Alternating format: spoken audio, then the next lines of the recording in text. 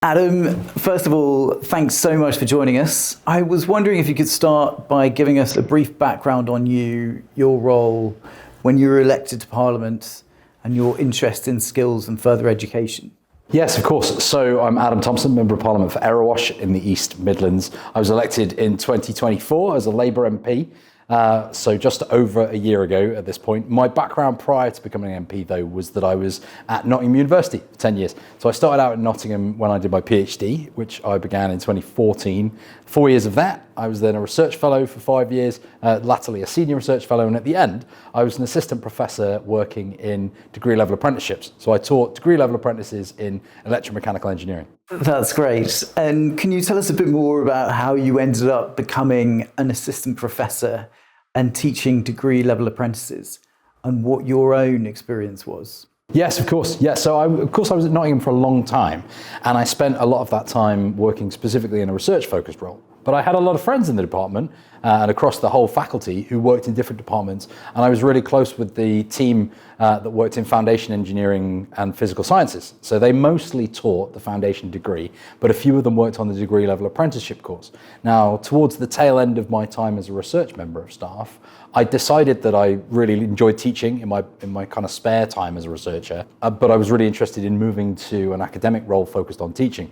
And this job came up in the FEPS department, the Foundation Engineering and Physical Sciences, and specifically focused on degree-level apprenticeships. So I had a chat with some of my colleagues who I'd known for many years, and they said, yeah, this is a great role, this is a great course. It's growing at the moment, it's only a few years old, it's a 5-year course, so there's going to be a lot of new content development, lots of opportunity for engaging with the students in a really interesting way. And I took the dive and I got the job. And how many students were you teaching? So I was focused specifically on a module for our third year students who at the time were there. They were the most senior students. They would now have just finished their 4th year of a 5-year course. And I was teaching only about 11 or 12 of them.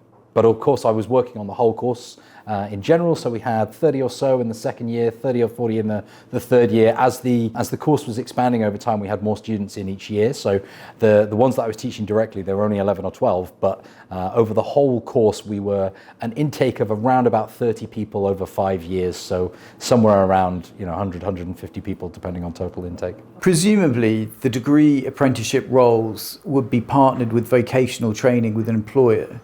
Which employers would the university tend to partner with? Yeah, so I mean, we had lots of engineering employers. It wouldn't be right necessarily for me to talk about individual ones, but large manufacturers, small manufacturers, kind of everything. A lot of it was Midlands based because we were based in the East Midlands, but we had apprentices from way down in sort of Bristol, Gloucester type area and up in the northeast as well. It was a pretty eclectic mix of different students, mostly in the engineering space, but lots of different professions. And also, can you tell us what proportion of them would go on to secure full-time employment afterwards? So all of them were in full-time work, right? The joy of being in a degree apprenticeship is we had a block release model. Some people will do day release, but because we had some coming from quite far afield, we used to have them for a week at a time, 4 times a year.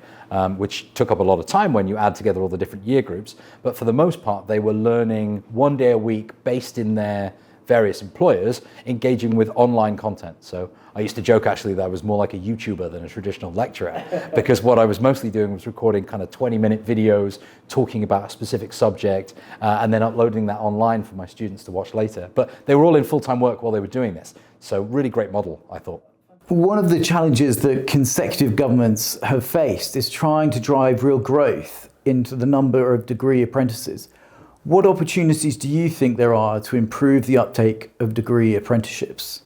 Yeah, this is a great question and a big challenge, I should say, because one of the things that we found was the greatest challenge is there was just not that much knowledge about the existence of degree-level apprenticeships.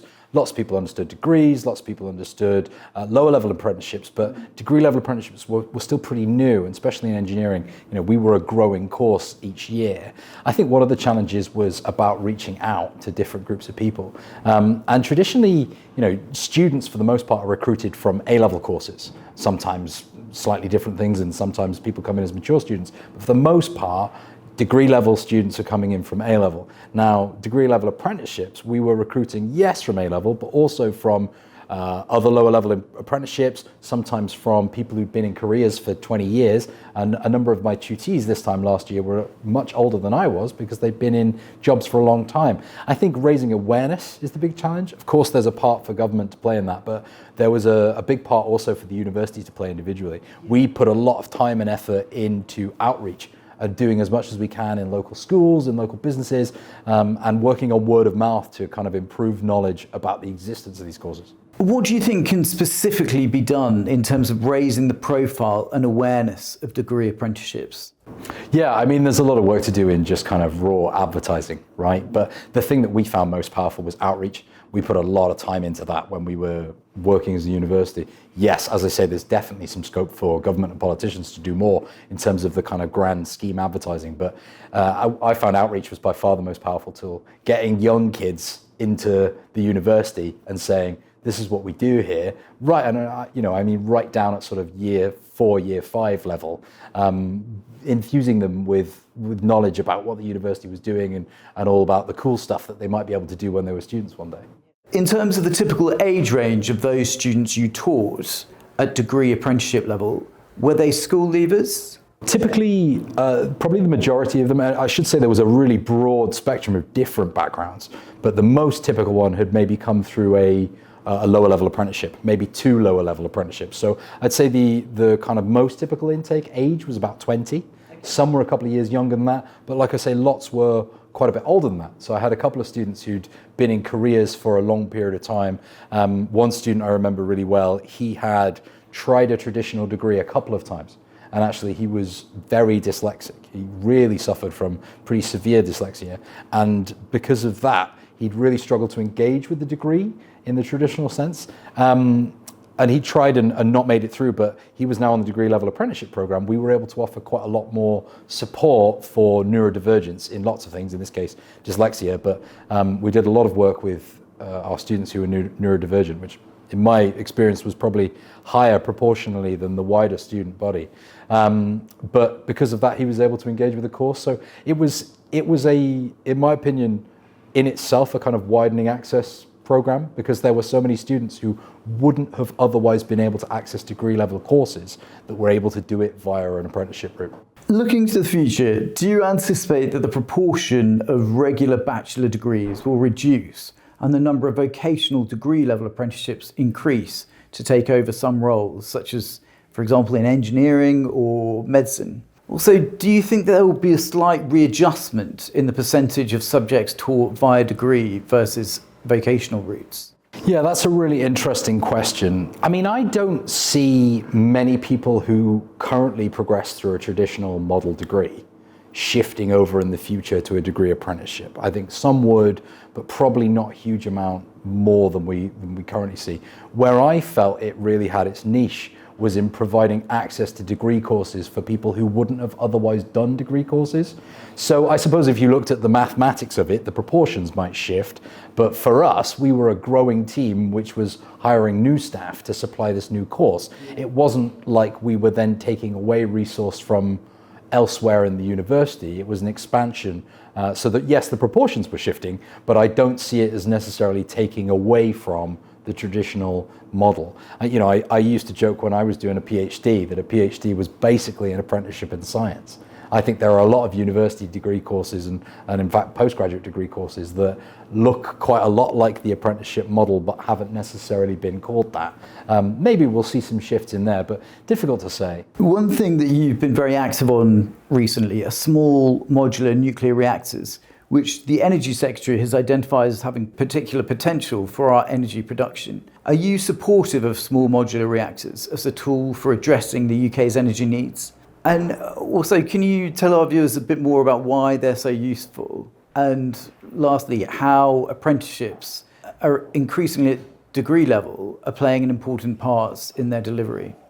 Yeah, fantastic questions. So am I supportive of small modular reactors? Yes, very much so. You'll be aware that the Rolls-Royce has been named as the preferred supplier for small modular reactors, and that factory is just outside of my constituency. So I'm looking at thousands of jobs potentially for my constituents. So if only looking at that, I am very, very pleased to see the Secretary of State being interested in small modular reactors. Beyond that, my first degree was in physics. I know a reasonable amount about energy and power generation from my degree. My understanding is very much that if we are to move towards a clean future of power generation, we need a really broad spectrum of different generation methods. And some of that is renewables, obviously, but small modular reactors and new nuclear are very much part of that. So yes, I'm personally very supportive of that model. In terms of how apprenticeships might support this, yes, I mean, it's fantastic. I talk about how there's going to be lots of jobs for my constituents and people in the surrounding area. Many of those will be training programs for apprentices, be that lower level apprenticeships or degree level apprenticeships. The mayor of Erewash, Harry Atkinson, very good friend of mine, he's in his mid-20s, youngest mayor of Erewash that we've ever had. Harry was previously at the coal-fired power station, Ratcliffe-on-Soar, which was the final coal-fired power station in the process of going through decommissioning. Harry did his apprenticeship there and is now looking to move into a role elsewhere in the energy sector. Maybe he'll end up in nuclear. I think there are so many great stories of people like Harry from my community who've come through the apprenticeship route and are now doing fantastic work as adults. Yes, Harry's the mayor, but he's also a really very highly skilled professional. And watching Harry and the students that I used to teach work through apprenticeships that give them so much more in the way of skills than they would necessarily get from a purely academic route, I think it's really positive, and I'm really looking forward to seeing lots of those great jobs coming into my community in Erewash. And just to build on the point about your constituency, in terms of education, what do you see as some of the key challenges in Erewash that apprenticeships could help to solve? Yeah, so, I mean, one of the typical challenges in lots of parts of specifically towns in England, and I represent 2 towns, Long Eaton and Ilkeston, as well as some surrounding villages, often there's no jobs locally for young people. So, young people come through school, they end up having to move away, move all over the country, and they can't necessarily stay close to their family, stay close to their friends, and you get this sort of brain drain effect towards cities away from towns. And that results in some of the issues that we see in towns all across the country where high streets aren't thriving in the way that they used to. And I think that's really, really sad. With more of a kind of focus on apprenticeships, I think there's a lot more in the way for young people to do, and having great local jobs focused on young people, I think, is a really positive thing, very much so for communities like mine in Erewash. And what do you see as the main failures of the previous government in terms of promoting and driving up the number of apprenticeships across the UK? Yeah, so we saw a significant downturn under the previous government in the number of apprentices. And, I think they just weren't particularly focused on the vocational route. There was a lot of focus on degrees, and don't get me wrong, I love traditional degrees, they're fantastic. I chair the all-party parliamentary group for universities, and there are lots of people for whom that route is right. But I don't think there was enough of a focus on it, and I'm really glad that the new government has addressed that by kind of talking about apprenticeships all the time. They've got people who've got backgrounds in teaching apprenticeships, sat on their own benches, but also a lot of the things that Bridget Phillipson, Secretary of State for Education, talks about is a focus on apprenticeships. So yeah, it's hard to point to one specific thing, but I just don't think it was massively high on the previous government's agenda, and I'm glad that that's different now. Are there any particular skills or education reforms or initiatives that could help make a real difference, either through policy or delivery on the ground? So I've talked extensively about this big expansion in apprenticeships, and I think that's really positive. Massive amount of investment in my local area, talking about a couple of £1 billion worth of investment in Rolls-Royce, talked about extra investment in new nuclear and small modular reactors. I think these are enormously positive policies. But in the kind of broader education space, I think one of the best things that we're doing is free breakfast clubs for all primary school aged children in England. I'm really, really pleased with that. It's going to be such an important thing for so many families in my community to have that. Before I studied at Nottingham University, did my PhD, I was a secondary school teacher, and one of the things that I witnessed every day working in a comprehensive school was kids that were coming to school who hadn't necessarily started the day with a good meal, and it's very difficult to understate how much value there is in that. So that's one of my favourite policies that the government's brought forward in the last year. Adam, you're a scientist by background, and the hot topic at the moment is the advent of AI. It's all across the newspapers and the airwaves, and also in our day-to-day lives. There's a huge amount of uncertainty over what AI means for different careers. To play devil's advocate a bit, some might think that engineering, perhaps much like maths, is prime turkey for AI automation in some way, shape or form. What would you say to a young person considering undertaking a degree or apprenticeship in engineering? Great question. So, I mean, firstly, to answer the question, what would I say to somebody who's interested in studying engineering? Firstly, go for it. You'll love it. Easy answer there. But on the sort of broader point about AI, yeah, really interesting. I think, I push back against that sort of Luddite argument of, oh, here's a new technology. Is there a danger that it takes away jobs? I mean, yes, but it's important that if we get the policy right and we ensure that people are trained to move forward after the new technology comes in, there's opportunities for people moving forward. My old boss, when I was a researcher, had this great sign outside of his office. It said, and he was a professor of robotics, by the way, it said, bad news, robots are coming for your jobs. Good news, we need people to program the robots. So I think it's important to kind of reframe that view. Yes, okay, some jobs that exist today might not exist in a few years' time, but that doesn't mean that new jobs won't be created. I think AI is the latest in centuries of new tools that humans have invented to improve our lives and make them easier. Elon Musk has said that he thinks AI is going to fundamentally rewire the economy, making it at least twice as large as it currently is. His suggestion is that a significant number of jobs will be washed away in the tide of AI replacement, but that as a result, more value will then be placed on jobs that humans are much more able to perform. What do you think? I mean, possibly. I think also it's worth reframing that to look at how one human can maybe do significantly more work as a result of having these new tools. This time last year, or slightly more than a year ago, when I was teaching degree level apprenticeships, I put on a seminar with one of my colleagues because we developed uses of AI for creation of revision materials for some of our students. So instead of me sitting down and writing 30 questions, thinking about it for a long period of time, and coming up with a worksheet, say, that I can then distribute to my students, maybe I've got time in my day to do one of those worksheets, I don't know, a fortnight, let's say. But my students might want more questions than that. What we did was we used AI at the time and we said, hey, imagine you're an assistant professor in engineering and you want to produce a worksheet. Could you draft me some questions? Now, we were able to draft those. We were still required, as the academics, our expertise was required to check over the quality of each question.